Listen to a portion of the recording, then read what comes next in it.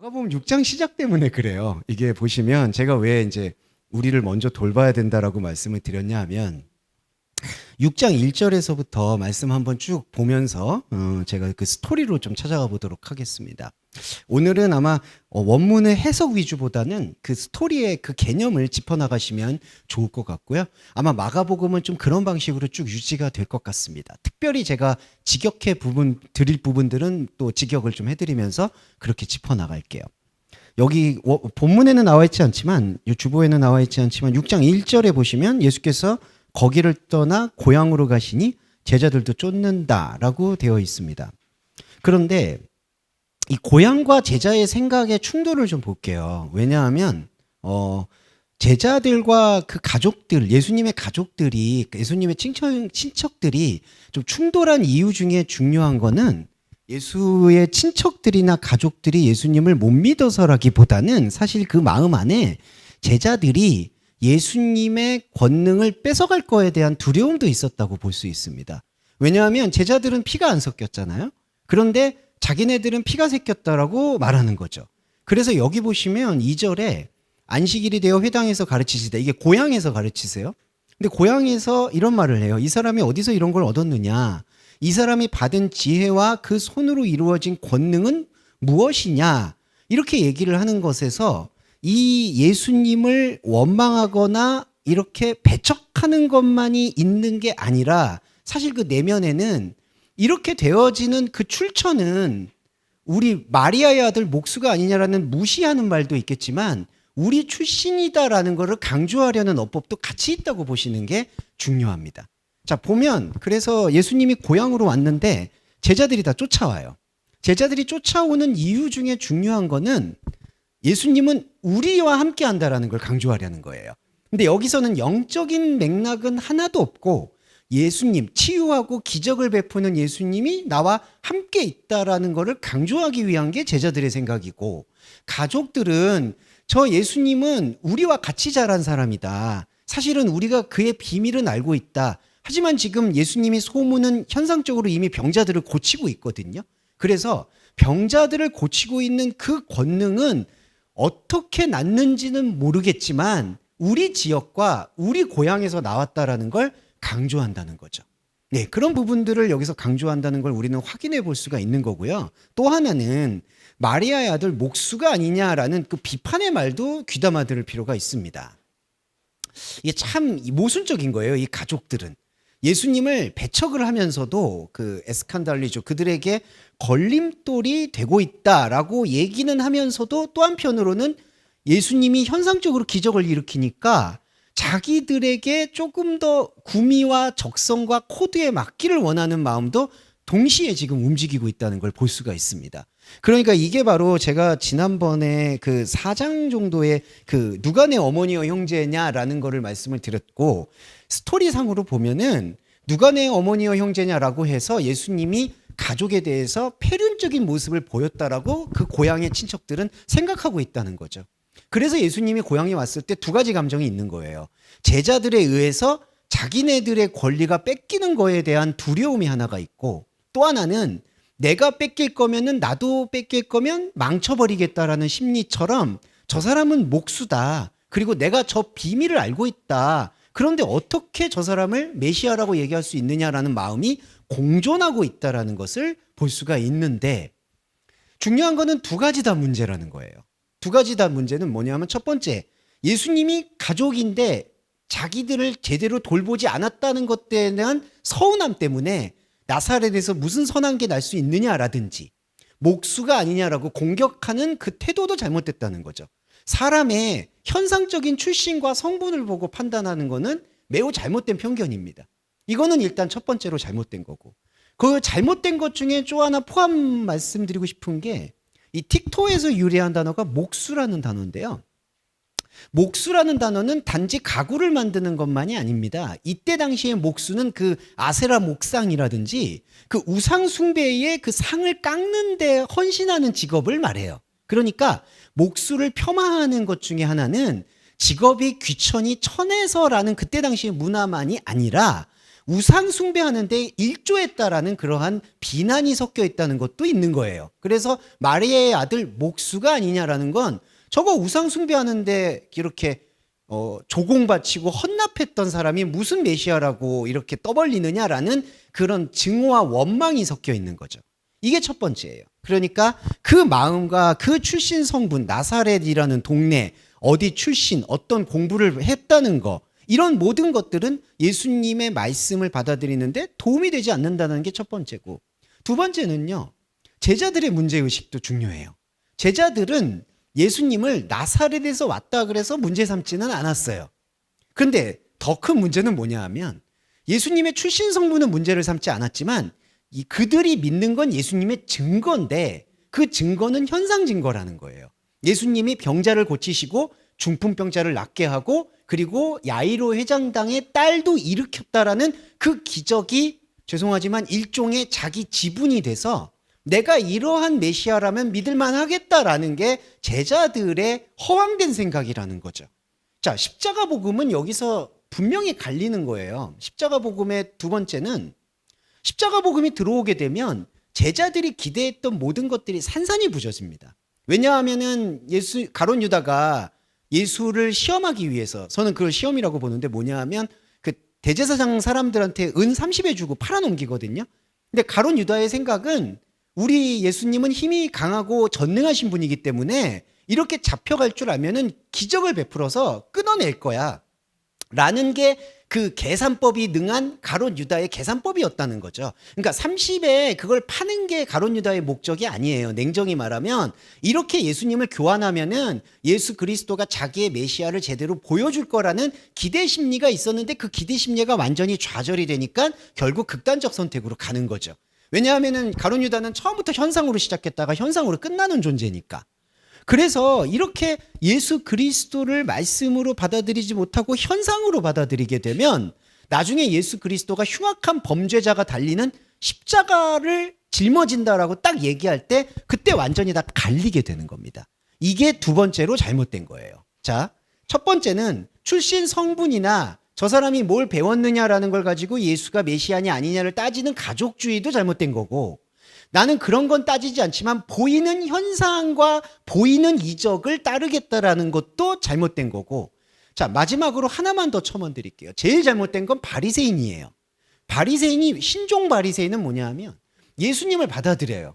그리고 우리는 기복신앙하고 다르다고 선포해요. 우리는 현상에서 복 안 봐도 괜찮습니다. 우리는 원래 죄인이기 때문에 하나님께서 우리에게 예수님을 보내셔서 구원만 해주셔도 감사합니다. 우리는 평생 그 구원을 받은 기념으로 율법을 지키며 살아가겠습니다 라고 얘기하는 게, 그게 죄송하지만 청교도주의거든요.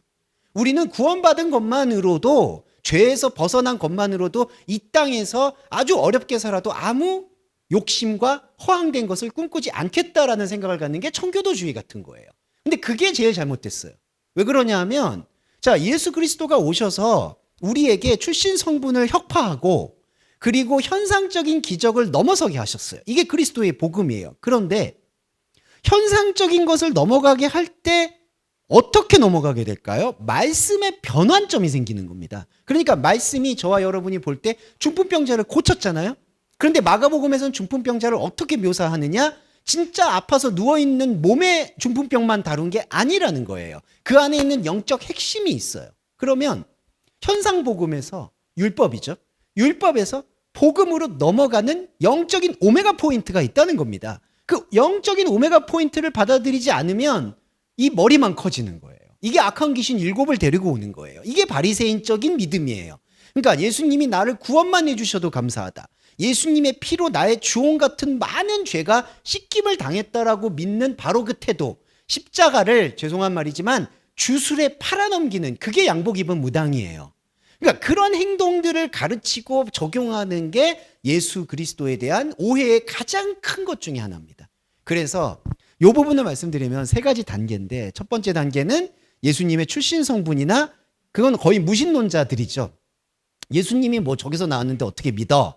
그렇게 해서 배척하는 거. 두 번째는 예수님이 현상으로 증거를 보여줬으니까 그거 믿어. 근데 현상적으로 증거가 없고 축복이 없으면 나는 못 믿어. 두 번째. 세 번째, 나는 그래도 현상에서 축복 못 받아도 예수님이 구원시켜 주셨으니까, 내 죄를 사해 주셨으니까 나는 믿어. 이것도 세 가지 모두 예수의 십자가 복음과는 거리가 멀다는 겁니다. 특히 제가 강조해서 말씀드리면 세 번째가 제일 용납이 안 돼요. 왜냐하면 하나만 더 첨언드릴게요. 이 세 번째를 주장하는 분들이 상당히 깨끗해 보여요.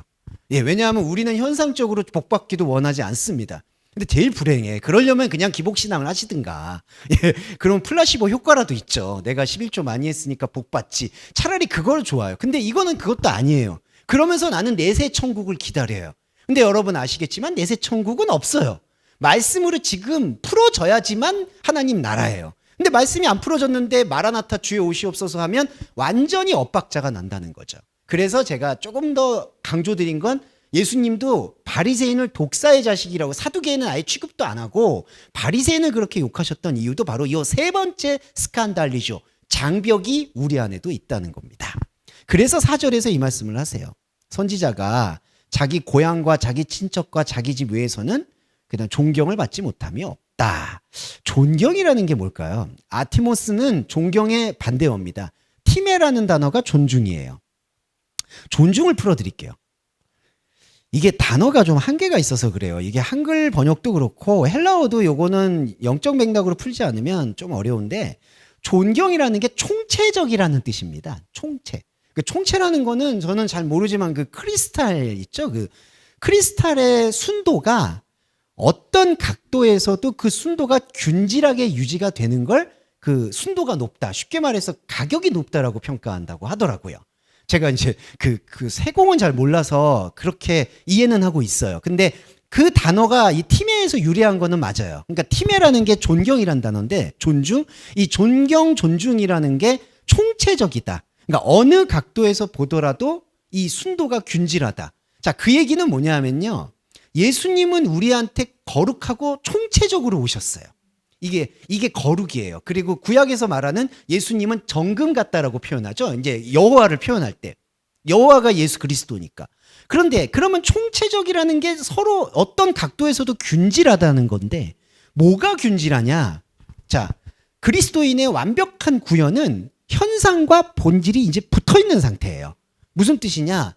영적 자아가 압도해서, 영적 자아가 충만해져서 내 현상까지 완전히 균질하게 만들어버리는 상태가 이 길이 평탄해진 거고, 그리고 정금같이 단련돼서 나온 상태예요.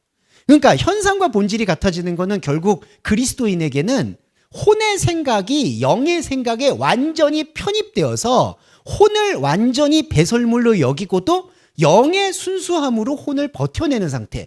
그게 냉정히 말씀드리면 바울의 상태죠. 바울도 계속 끊임없이 고민은 하지만 바울 안에 있는 그리스도의 흔적은 이 영적인 삼층천을 이루어낸 거죠. 이게 존중입니다. 그런데 예수님이 이 말씀의 엑기스, 이 말씀의 그 정금 같은 것이 받지 못함이 없다라는 거는 어디를 제외하고는 모든 게 다 통용이 된다는 거거든요. 영적 자아가 어디냐? 고향, 친척, 집이에요. 자, 고향, 친척, 집이 사실은 조금 나눠져 있는데, 요것도 세밀하게 보면요, 파트리, 그 다음에 오이키아, 집, 그리고 고향, 그리고 자기의 그 시네게슨이죠. 자기의 친척. 요 세 가지는 비슷하면서도 약간의 차이는 있습니다. 고향이라는 건 뭐냐 하면, 이게 고향이라는 게 오히려 자기 배움의 터전 같은 걸 말해요. 내가 어느 학교 출신이고 뭘 받았고 어떤 교육을 받았고. 친척은 뭐냐 하면 인맥을 말합니다. 내가 어떤 사람을 만났고 어떤 가족의 존중이고 어떤 것들을 추구하고 있는지. 그리고 제일 중요한 건 집이라는 게 자기 정체성을 말해요. 그런데 이게 중요한 게 고향, 친척, 집 외에서는, 그러니까 이 고향, 친척, 집을 제외하고는 영적인 총체적인 말씀을 받아들이는 게 너무나 가능하다는 얘기예요. 다르게 얘기하면 고향, 친척, 집에서는 못 받아들인다는 얘기예요. 말씀의 정금 같은 것을. 이 말씀의 본질을. 그러면 여러분, 우리가 말씀을 받아들일 수 있는 유일한 거는 뭘까요? 이 세 가지가 넘어가야 되는 거예요. 고향이 뭐죠? 우리 안에 있는 배움이에요.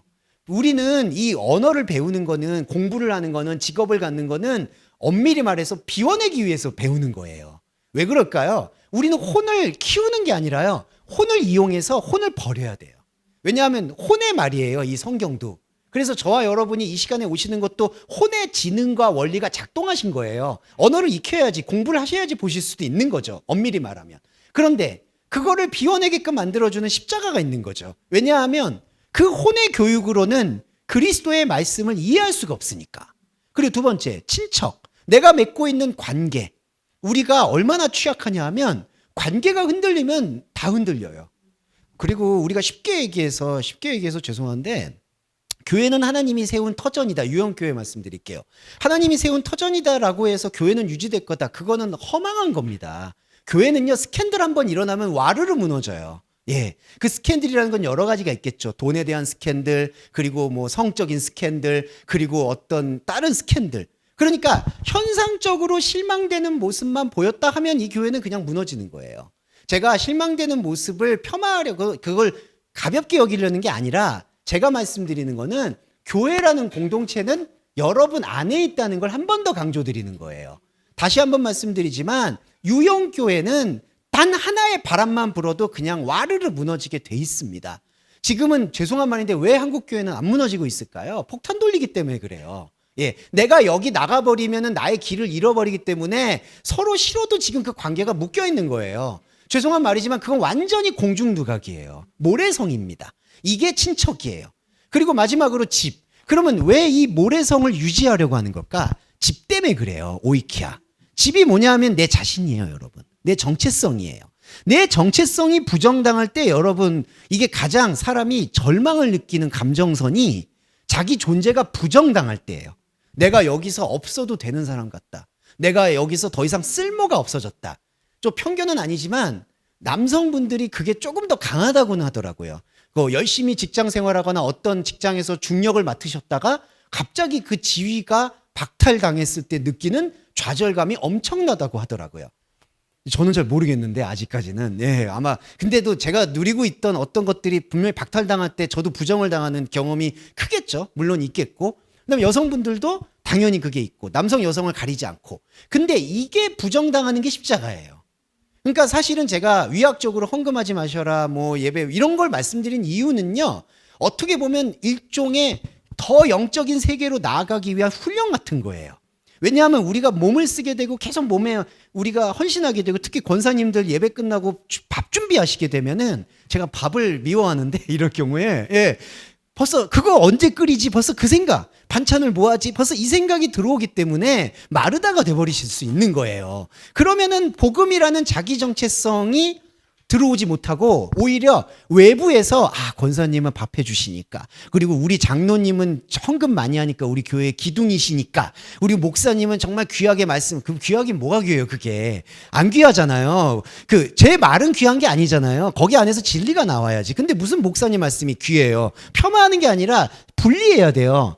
예. 근데 그런 거 없이 부정이 안 되고 계속해서 끌고 가면 이게 없다는 거죠. 존경. 이 말씀의 총체.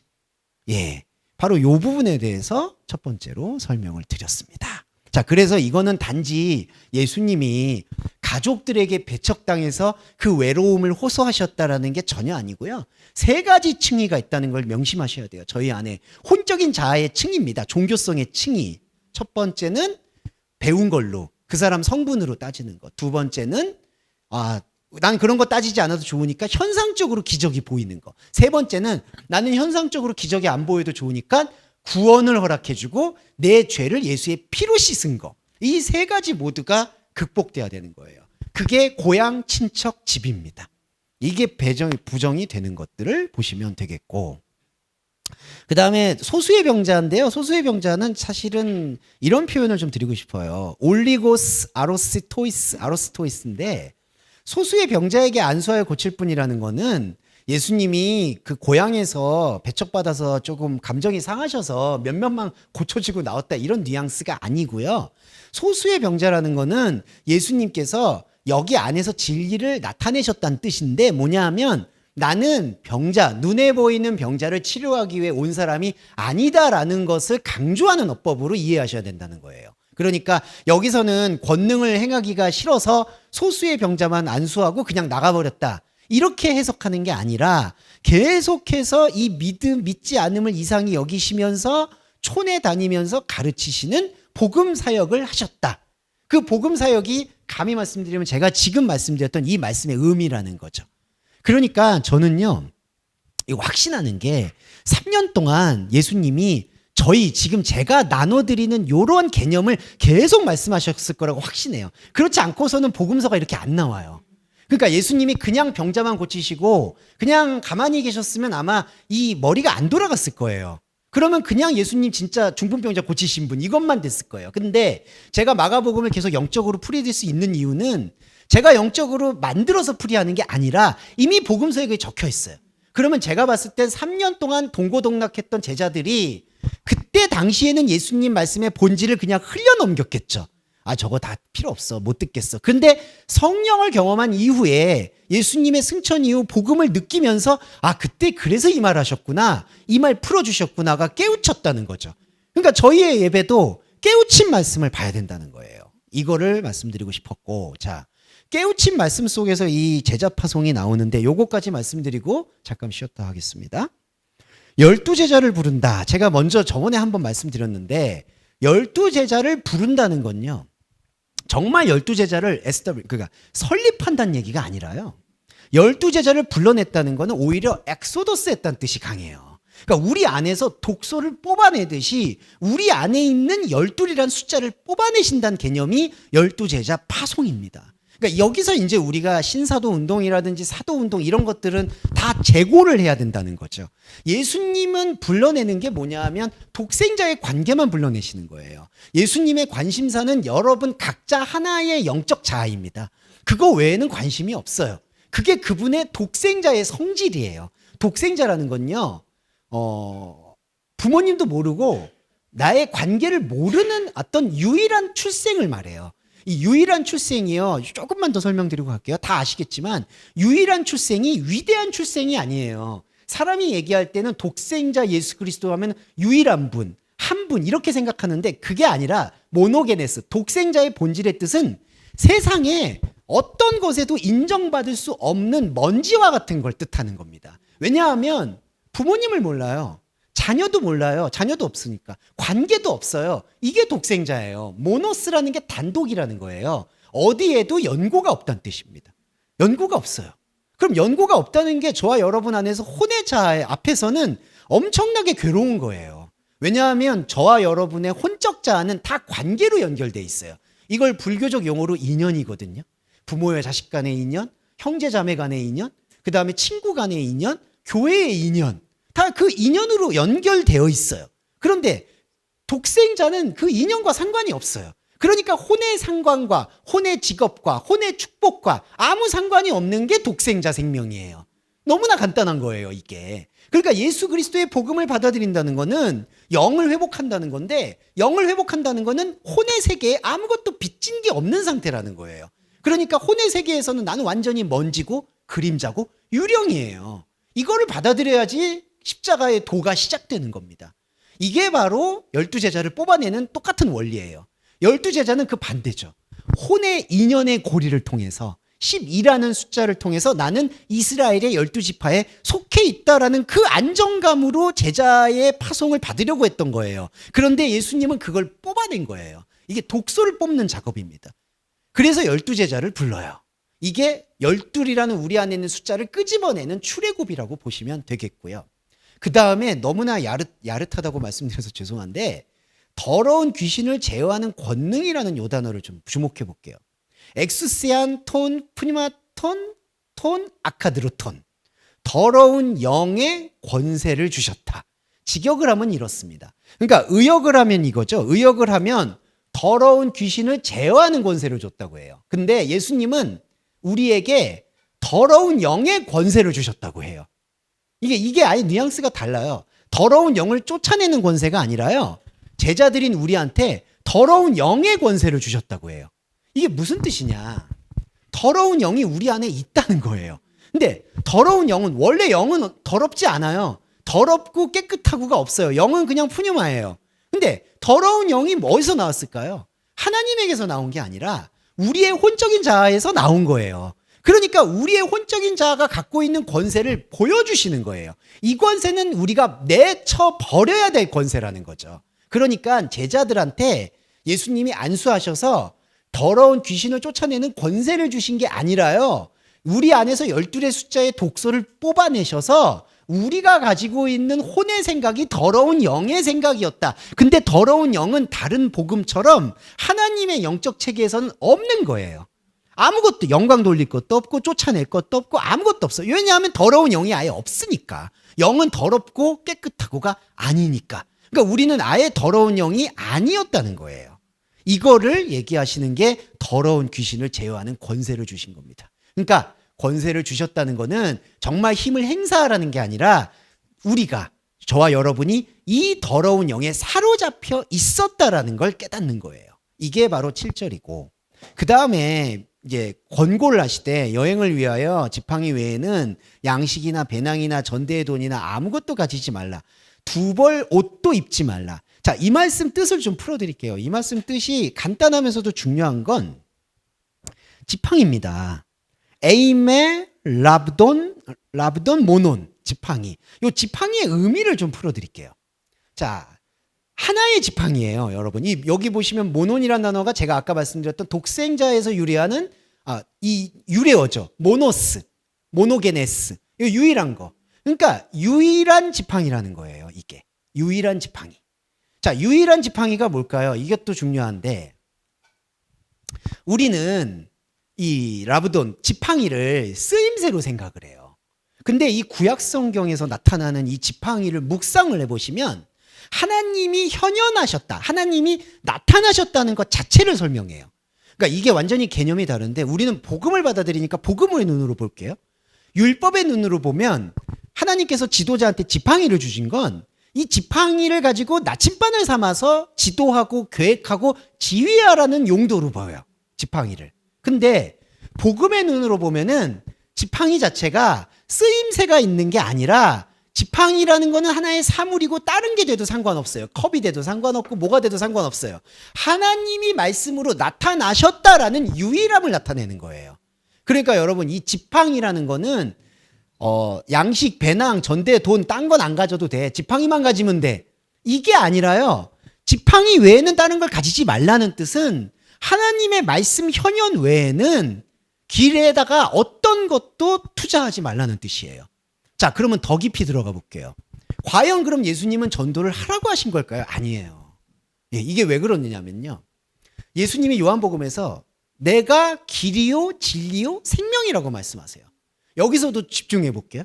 우리는 길이 목적지가 있어야 되잖아요. 그렇죠. 길이라는 단어나 길이라는 생각이, 호는 어디로 가는 장소라고 이해해요. 어디로 가는 과정이라고 이해해요. 근데 예수님은 나는 길, 진리, 생명이라고 얘기해요. 그럼 그 길은요, 목적지가 아니에요. 존재예요. 근데 왜 길이라고 했을까요? 숨이에요, 숨. 그러니까 영의 숨을 쉬는 게 길이에요.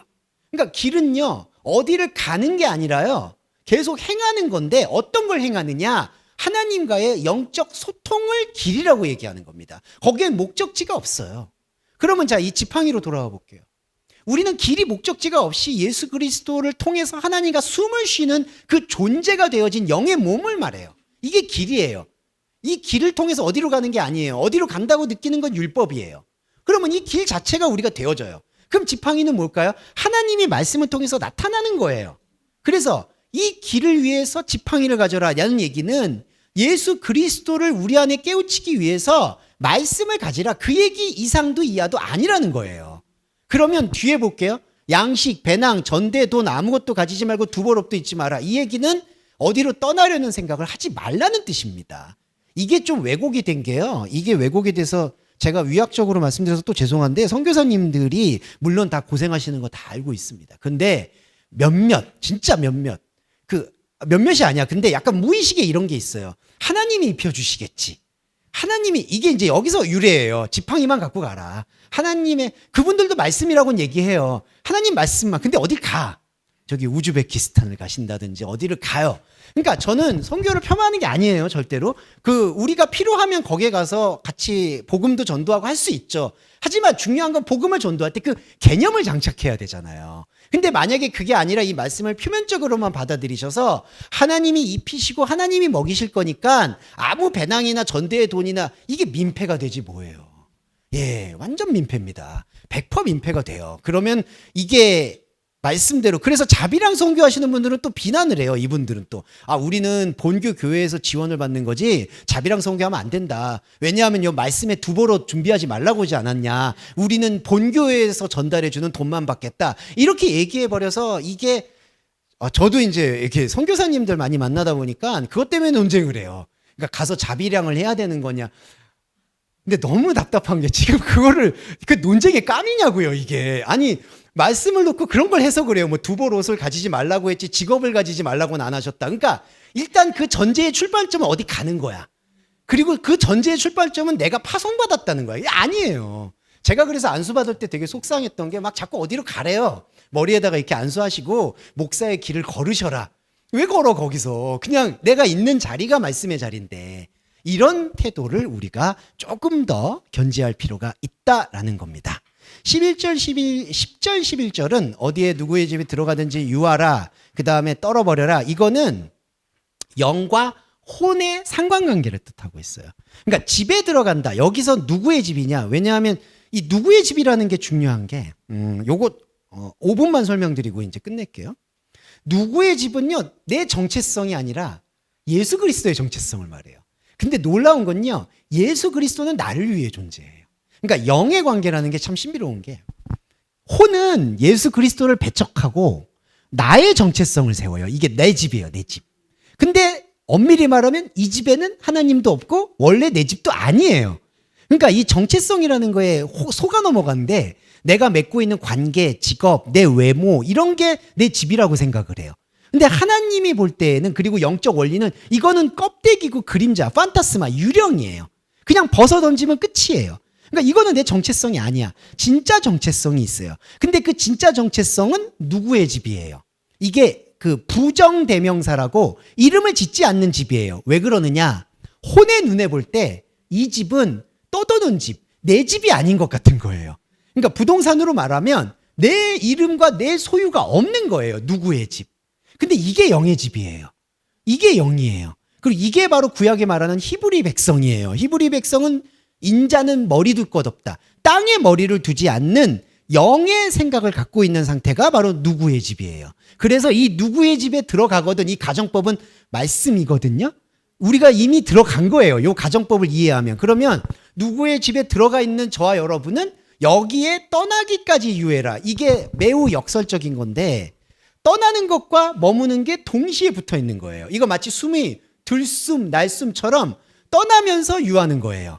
그럼 떠나는 건 어디서 떠나죠? 11절. 혼의 집에서 떠나는 거예요. 어느 곳 너희를 영접하지 않고 너희 말도 듣지 않으면 발 아래 먼지를 떨어버려 증거를 삼아라. 이거는 뭐냐? 바로 내 혼적인 자아와 분리하는 과정이에요. 내 혼적인 자아와 계속 분리를 하면 나는 혼적인 집에서 떠나요. 영적인 집에 머물러요. 이게 순환이 될 때 나중에는 어떻게 되느냐? 3층 천이 열리는 거예요. 왜냐하면 본질과 현상이 하나인 상태가 여러분과 저를 압도하는 거예요. 이게 바로 제자도입니다. 그래서 누구든지 자기 십자가를 지지 않으면 나의 제자가 될 수 없다. 저는 감히 말씀드리면 저희가 지금 제자도를 가장 정확하게 보고 있다고 확신합니다. 그래서 우리의 제자는 우리 안에 있는 12의 독소를 뽑아내는 거, 나의 정체성을 버리는 거, 그리고 지팡이와 길을 착각하지 않는 거, 어디 가는 거 아니라는 거, 이것만 깨우치면 된다. 이렇게 생각합니다. 그래서 연결된 세 번째, 네 번째 챕터 이야기 좀 해보겠습니다. 6장의 중반부에 보시면 여기 나와 있지 않는데요. 14절에 예수의 이름이 드러납니다. 이에 예수의 이름이 드러난다. 이게 좋은 의미에서의 드러남이 아니죠. 소문이 나타났다는 거죠. 네. 그러면서 헤롯 왕이 이제 여기서 세례 요한이 죽은 자 가운데서 일어났다. 헤롯 왕이 들었다는 얘기는 세속세계의 왕이 들었다. 그럼 세속세계의 왕이 들었다는 얘기는 예수님을 복음으로 보지 않는 상황들이 오히려 더 커졌다라는 걸 반문하고 있는 거고요. 여기서 제가 주목할 수 있는 게 이거하고 이제 오병이어하고 연결이 돼요. 왜 오병이어하고 연결이 되느냐? 자, 요한이 되게 허망한 이유로 세례 요한이 죽음을 당합니다. 지금으로 말하면은 약간 비선실세 같은 사람들이죠.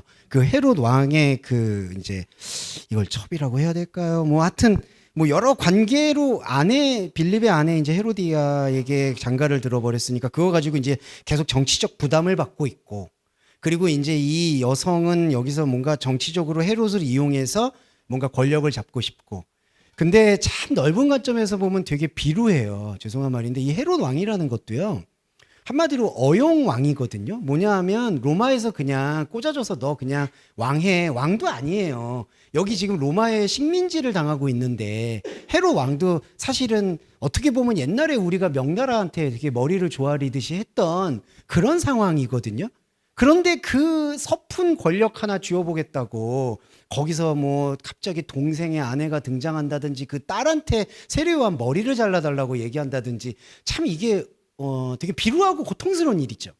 근데 이게 여기서 되게 애매하고 되게 민감한 부분이 나와요. 세례요한은 사회적 정의 때문에 이게 옳지 않다라는 얘기를 해요. 그게 한두 번 한 건 아니고요. 이게 요세푸스서라고 그때 당시의 역사서를 보면은 계속 위정자의 위선을 꼬집었어요. 세례요한이. 근데 세례요한은 그게 정의라고 생각해요. 하나님의 정의라고 생각해요. 이게 예수 그리스도와 다른 점이에요. 이게 오해하지 마셔야 되는 게 예수 그리스도가 사람의 정의에 관심이 없다라고 보는 게 맞아요. 예수님이 사람의 정의에 그리고 사람의 진실에 관심이 솔직히 없어요. 우리가 그 지점을 넘어가야 돼요. 근데 우리는 예수 그리스도는 사람의 정의와 사회의 정의 그리고 우리 사람의 진실에 관심이 있다고 생각을 하는 거예요. 그리고 그런 진실에 관심이 있어야 한다고 생각해요. 세례 요한도 그렇게 생각해요. 내가 이렇게 쓴소리를 하고 사회의 정의를 외치면 예수가 나를 다시 돌아와 주겠지라는 생각이 있는 거예요. 내가 세례를 줬다라는 생각이 있기 때문에.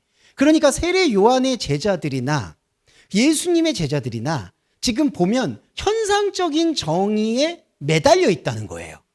이게 어렵습니다. 저도 이제 이 말씀 얘기하면서 사실 목사님들하고 말씀 나눔하다가 다 떨어져 나간 이유가 여기예요. 예수님이 관심이 없다는 얘기에 크게 실망을 하시더라고요.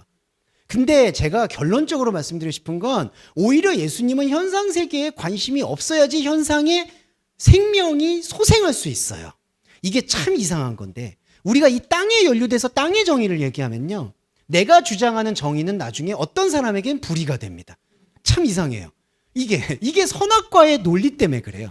내가 정의라고 내가 절대적이라고 얘기했는데 어느 순간 내가 괴물이 되어 있는 걸 보실 수 있어요. 여러분들도 가만히 보시면 정말 존경했던 분인데 정치인이 되신다든지 정치인을 나쁘게 얘기하는 건 아닙니다. 근데 뭐가 되시고 나면 저분이 어느 순간 저런 사람이었나 싶을 때가 있어요. 이게 바로 땅의 정의예요.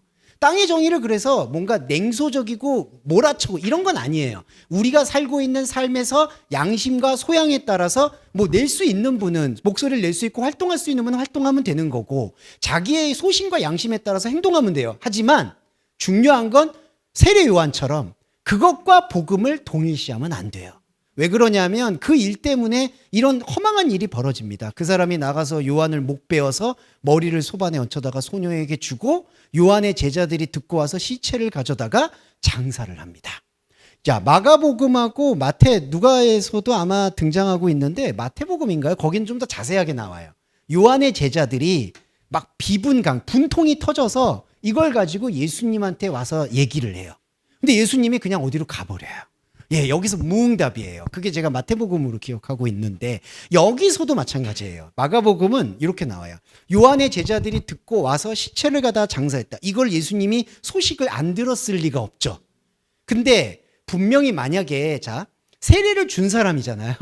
우리 현상적으로 눈으로 보면. 그러면은 예수님이 만약에 정말 세례 요한의 정의와 그 정의가 좌절되는 걸 분노하셨다면 적어도 장사 지냈는데 오신다든지 아니면 헤롯 왕에게 쓴소리를 연속으로 한다든지 이러면 맞아요. 이러면 예수님이 세례 요한과 같은 땅의 정의에 관심이 있는 분이구나. 근데 여기서 철저한 게요. 예수님이 분명히 사도들이 보세요. 사도들이 예수께 모여 자기들이 행한 것과 가르친 것을 낱낱이 고한다고 합니다. 여기서 사도는요. 제자들 플러스 요한의 제자들, 세례 요한의 제자들까지도 다 총칭한다고 보셔야 돼요. 왜냐하면 이 아포스톨로이가 오해가 있는 게 두 가지예요. 예수님이 생각하는 아포스톨 사도는 내 안의 복음을 전달하는 사람. 바울의 방식입니다. 여러분과 저의 복음 행동이에요. 이게 진짜 사도예요. 근데 다르게 외적으로 사도를 생각하는 사람은 내가 파송받은 사람.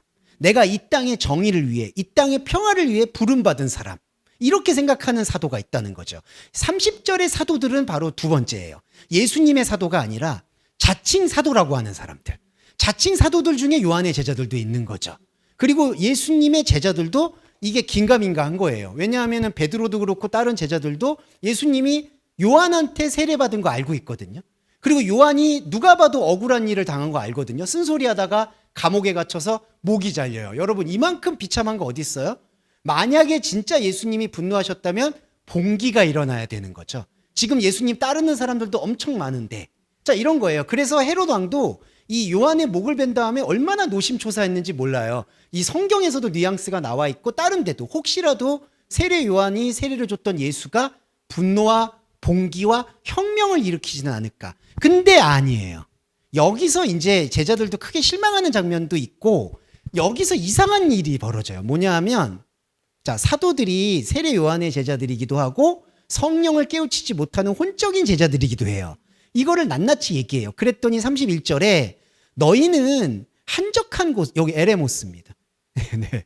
자, 이 말씀을 왜 하는 걸까요? 너희는 광야로 나가라. 이 얘기가 뭐죠?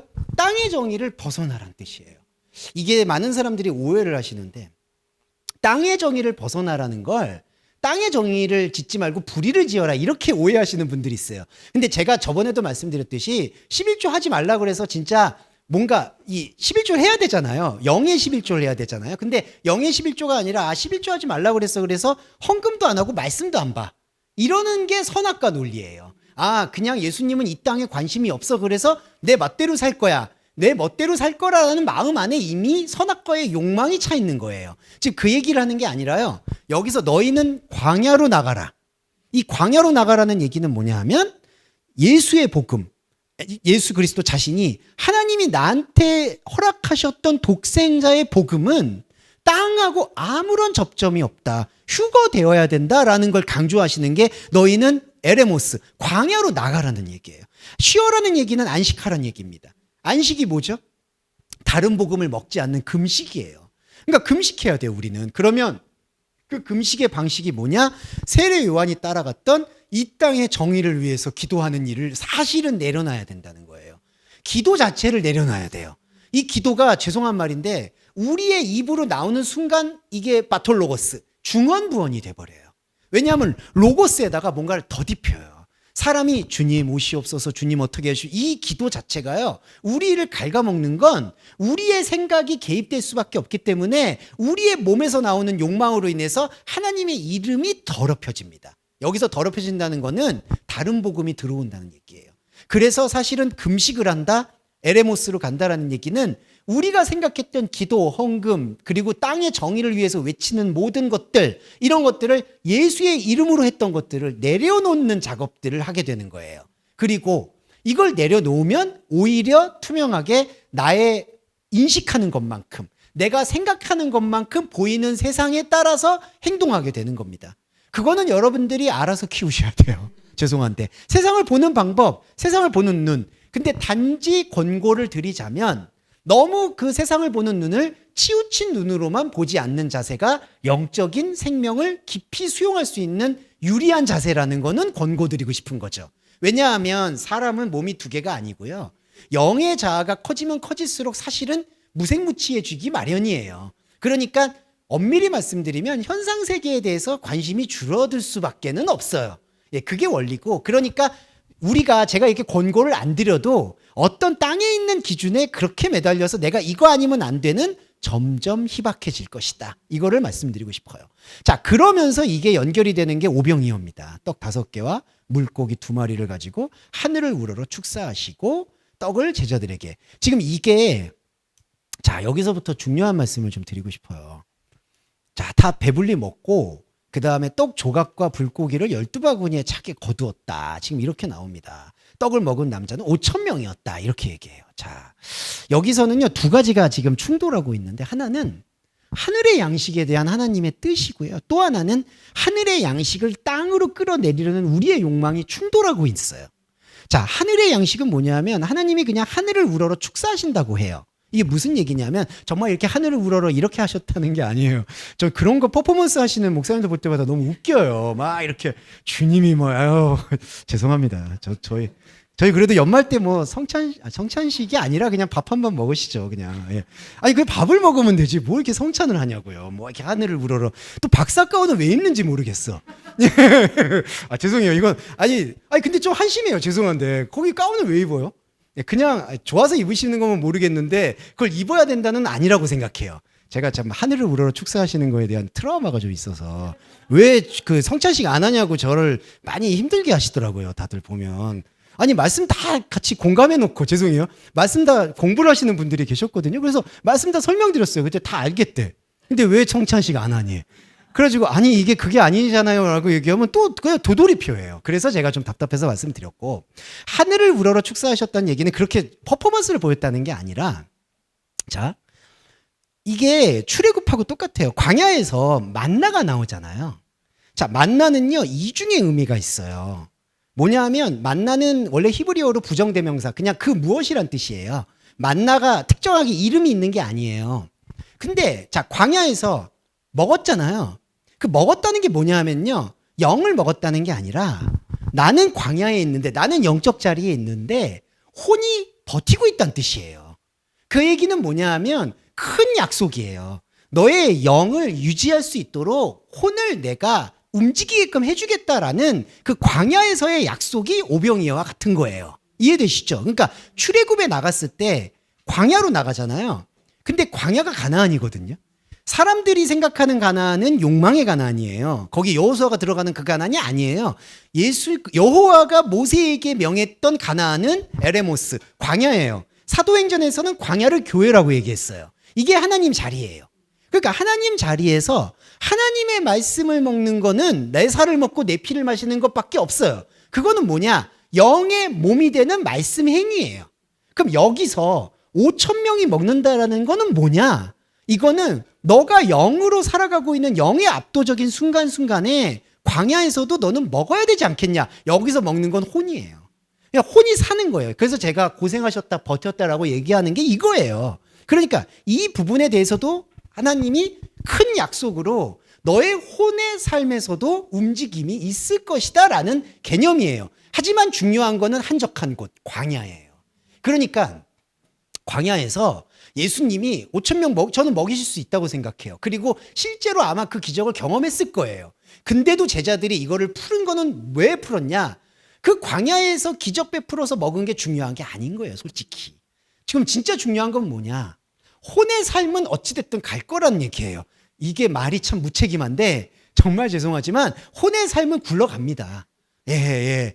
혼의 삶은 희락과 불행과 고통과 뭐가 있어도 굴러가요. 어찌됐든. 제가 이 말씀 드리는 이유는 제가 그걸 인정을 못했기 때문에 간증처럼 말씀드리는 거예요. 굴러가긴 뭐가 굴러가, 죽겠는데 라고 하는 게 저의 모든 인생의 화두였어요. 하지만 복음이 압도되고 나면 이거는 간증이에요.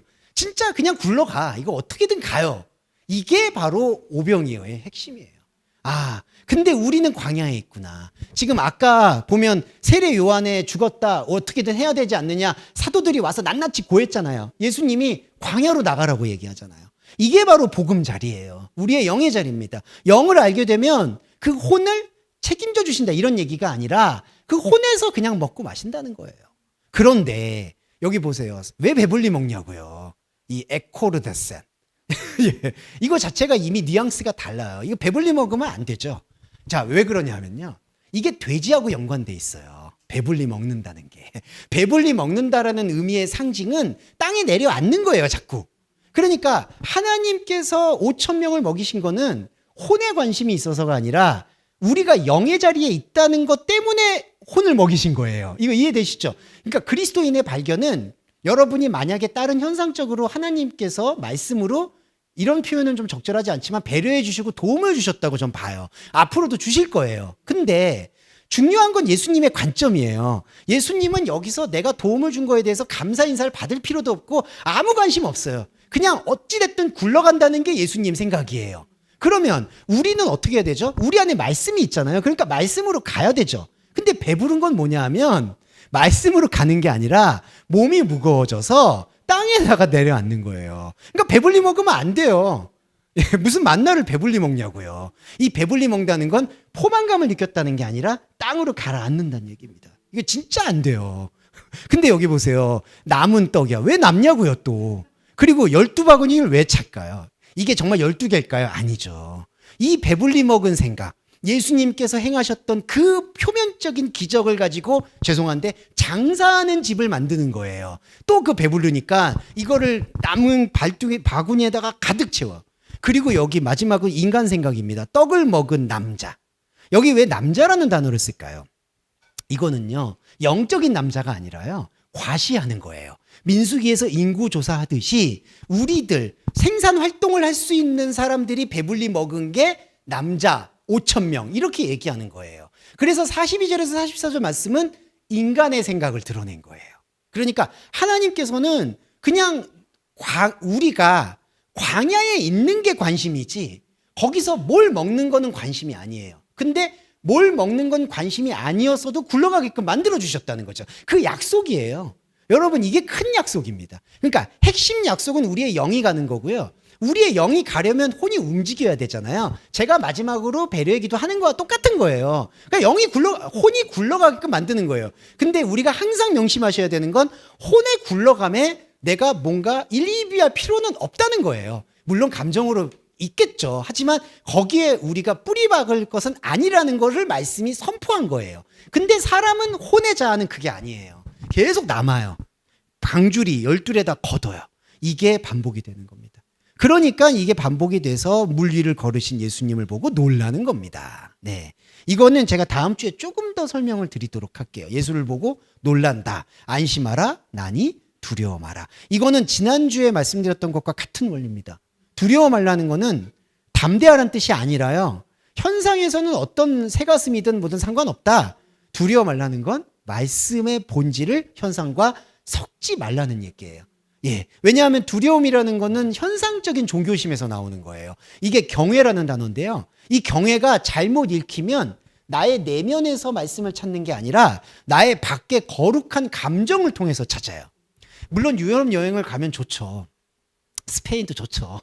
제가 거기 안 갔다 그래서 이렇게 나쁘게 얘기하는 거 아니에요. 근데 그 성당의 천장을 본다고 무슨 의미가 있냐고요. 미켈란젤로 그림을 봐서 그게 뭐가 웅장해요. 그냥 내 눈이 호강하는 것뿐이지 내 혼이 호강하지 거기서 뭐 천지창조 죄송해요. 여기 저기 미술 해설하시는 목사님께는 조금 할 말이 아니지만 거기서 뭐 이렇게 손을 잡는 거 봐서 뭐 하냐고요. 물론 여러 가지 효과가 있죠. 네, 지금 죄송해요. 눈치가 물론 미학적으로 당연히 저도 병론을 하니까. 하지만 제가 말씀드리고 싶은 건 여기서 보는 이 종교적 경외심이 말씀의 깊이로 연결해 주지는 않는다. 이게 바로 두려워하지 말라는 뜻입니다. 그러니까 결국에는 두려워하지 말라는 건 나는 무리를 걸을 수도 있고 5,000명을 먹일 수도 있고 죽은 사람을 일으킬 수도 있다. 하지만 거기에 꽂히지 말라는 거예요. 이게 어려운 주문이기는 합니다. 왜냐하면 사람은 내 안에 일어난 일을 가지고 해석하는데 모든 시간을 거의 할애하거든요. 왜 나한테 이런 일이 벌어졌을까? 왜 나한테 이런 일이 생겼을까? 그거를 뭔가 두 가지로 뭔가 합리적으로 생각을 해보려고 하거나 상식적으로 생각해 보려고 하거나 아니면 제일 안 좋은 게 종교적으로 해석해 보려고 하는 거예요. 하나님이 이런 뜻이 있어서 나한테 이렇게 하신 건 아닐까? 근데 만약에 그렇더라도 거기서 우리는 해석할 시간에 그 죽은 자의 집에 장사할 시간을 내려놓고 하나님께서 어떤 섭리를 통해서 인도하셨는지는 그냥 차치하고 저와 여러분은 말씀을 향해 달려야 됩니다. 이게 좀 힘든 주문이지만 저와 여러분이 계속해서 주목해야 되는 건 두려워하지 말아야 되는 건 말씀의 그 핵심, 말씀이 터져나오는 그 영적인 샘물의 장소, 그 장소 광야에 있어야 된다는 거죠. 이게 마가복음에서 끊임없이 예수 그리스도가 얘기하는 복음의 핵심이다. 이렇게 볼 수 있겠습니다. 자, 오늘 예배는 이렇게 마무리하고요. 정리기도와 주기도문으로 또 마무리하도록 하겠습니다.